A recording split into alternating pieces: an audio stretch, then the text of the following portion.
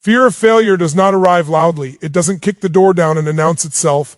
It slips in quietly, disguised as logic, dressed up as responsibility, masked as being realistic. And before you realize it, it has rearranged the entire architecture of your life without ever asking your permission.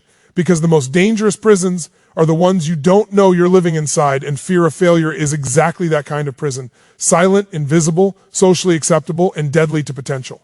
It starts early, long before you had the words to describe it, long before you understood the rules of the world, when you learned through a look, a tone, a comparison, a disappointment, that making mistakes had consequences beyond the mistake itself, that failing didn't just mean this didn't work.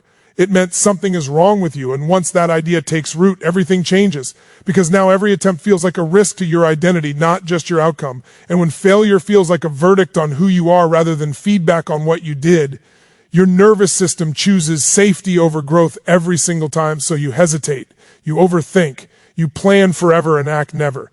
You tell yourself you're waiting for the right time, the right resources, the right confidence, the right moment when fear magically disappears, not realizing that fear doesn't disappear first. Action comes first, and confidence is a side effect, not a prerequisite. But fear of failure doesn't want you to know that, because fear survives on delay, on someday, on unfinished dreams and half-lived lives. It feeds on your potential, like a parasite feeds on a healthy body, slowly draining energy until even imagining a different life feels exhausting. And the cruel irony is this: the more capable you are, the more intelligent you are, the more aware you are, the more sophisticated your fear becomes, because now it doesn't sound like fear. It sounds like wisdom. It says things like, I just don't want to waste time. I need to be prepared. I can't afford to mess this up. People are counting on me. And underneath all of that is the same old terror. The terror of being exposed, judged, laughed at, rejected, or worse, confirmed in your deepest secret belief that maybe you're not enough. Fear of failure makes you confuse movement with progress and stillness with safety. But stillness is not safety when it's chosen out of fear. Stillness becomes decay, and you feel it, don't you, in those quiet moments when the noise stops and you're left alone with your thoughts, when you scroll not because you're interested, but because you're avoiding, when you stay busy not because you're productive, but because slowing down would force you to confront the question you've been running from. What if I'm capable of more and I'm choosing less because I'm scared? That question is unbearable for the ego, because it means you can no longer blame circumstances or people or timing. It means you have to face the possibility that the biggest thing standing between you and the life you want is not lack of talent, not lack of opportunity, but lack of courage to risk failing in public. And here's the part no one likes to admit: fear of failure is deeply connected to pride. Not arrogance, but the fragile kind of pride that cannot tolerate being seen as a beginner, that cannot tolerate being average on the way to becoming great, that needs to look competent at all times to feel worthy of respect. This is why you'd rather not try at all than try and be bad at first. Because at least if you don't try, you can tell yourself the story that you could have been great, that your potential remains intact, untouched, untested, still perfect in theory. But potential that is never tested rots into regret, and regret is heavier than failure will ever be. Because failure happens in moments, regret stretches across years, across decades, across the rest of your life. Fear of failure also isolates you, because it convinces you that everyone else has it figured out, that you're the only one secretly struggling, that everyone else is braver, smarter, more confident, more deserving, when in reality most people are just as afraid. They've just made different deals with their fear. Some let it stop them completely. Some let it shape smaller dreams, safer dreams, socially approved dreams, and a rare few decide that fear does not get to be the decision maker anymore, that fear can ride along, but it doesn't get the steering wheel. Those people are not fearless, they are not special, they are not lucky. They have simply realized that failure is not the opposite of success. It is the price of entry. And the only way to guarantee a life without failure is to also guarantee a life without growth, without aliveness, without meaning. But right now, if you're honest, fear still has leverage on you. It shows up when you're about to commit, when you're about to speak, when you're about to launch, when you're about to choose yourself, and it whispers, what if this doesn't work? But what it really means is, what if people see you try? Because trying makes you visible, and visibility is dangerous when your self-worth is fragile. So you shrink, you delay, you settle, and you tell yourself stories to make that settling feel intentional, mature, responsible, while a quiet anger builds inside you.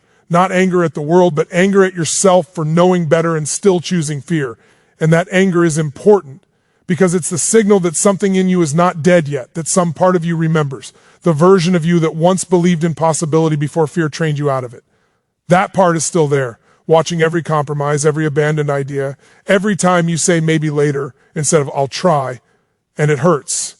Because deep down you know that the pain you're avoiding by not failing is slowly being replaced by a different pain.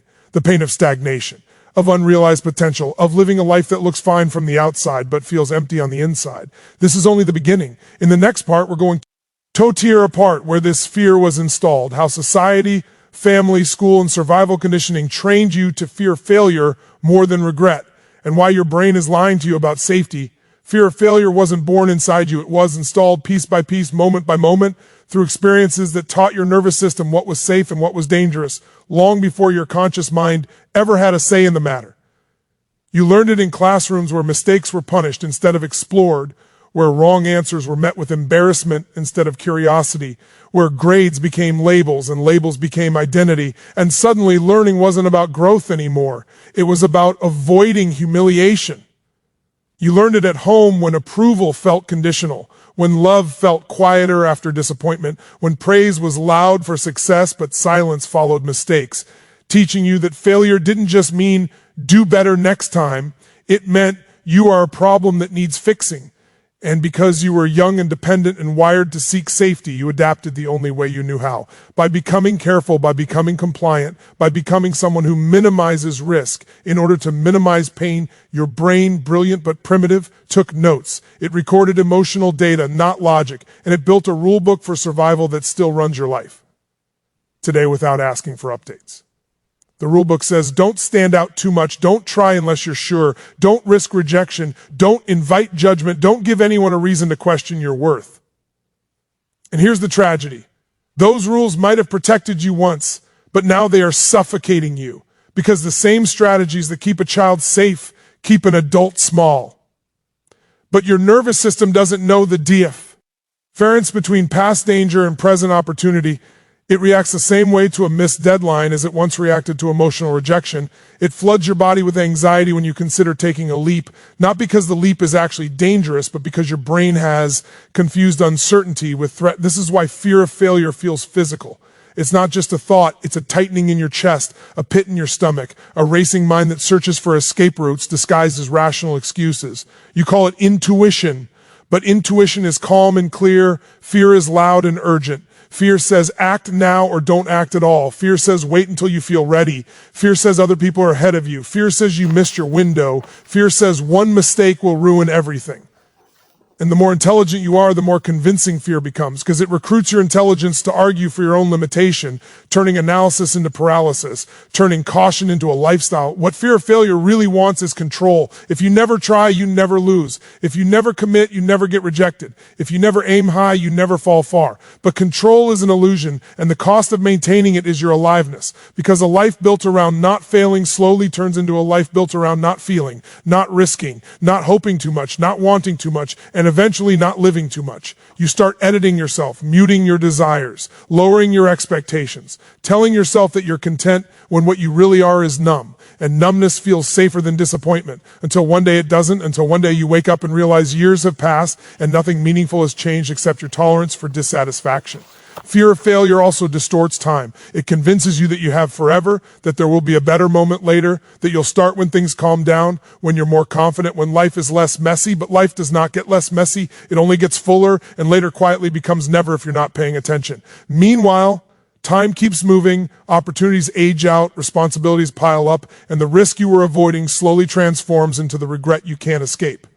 And regret has a voice too, but unlike fear, regret doesn't whisper, it waits patiently and then speaks loudly when it's too late to change the past. Here's the truth that hits hardest. Fear of failure isn't really about failing, it's about meaning. It's about what you believe. Failure means about you. If failure means I tried something that didn't work, you move forward. But if failure means I am incompetent, I am behind, I am unworthy, then of course you avoid it, because who willingly walks into a threat to their identity? So you protect the story of who you are by limiting what you do, and the story stays intact while your life shrinks around it. And the cruel joke is that the identity you're protecting is often built on outdated beliefs that were never questioned, only inherited. But something inside you is starting to notice the pattern. You feel it when inspiration hits and fear immediately follows. You feel it when you see someone else doing what you secretly want to do, and your first reaction is not admiration but discomfort, envy, or dismissal, because their courage highlights your hesitation. You feel it when you tell yourself, I could do that, and then immediately list 10 reasons why now isn't the right time. That internal conflict, that tension, is not weakness. It's awareness being born, and awareness is dangerous to fear, because once you see the pattern, you can't unsee it. Fear wants you to believe that confidence comes first and action comes second, but that belief has kept you stuck for years. Confidence is built through exposure, through small risks, through surviving outcomes you once thought you couldn't handle. You don't become confident by thinking your way in. Oh, bravery, you become confident by acting while afraid and realizing you didn't break. And every time you avoid action, fear gets reinforced. It learns that hesitation works, that avoidance keeps you safe, and it tightens its grip just a little more. This is how fear grows, not through catastrophe, but through repetition. And yet, despite everything, you are still here, still listening, still searching for something that feels true, which means the part of you that wants more is still alive, still pushing, still uncomfortable with comfort. That part knows that safety without growth is a slow suffocation, that peace without purpose is empty, that a life spent avoiding failure is also a life spent avoiding success. That part of you is not asking for fear to disappear, it's asking for permission to move anyway. In the next part, we're going to confront the most dangerous lie fear tells you, the lie that you can predict the outcome, that you already know how things will end, and that not trying is somehow smarter than risking being wrong. That lie has stolen more lives than failure ever has.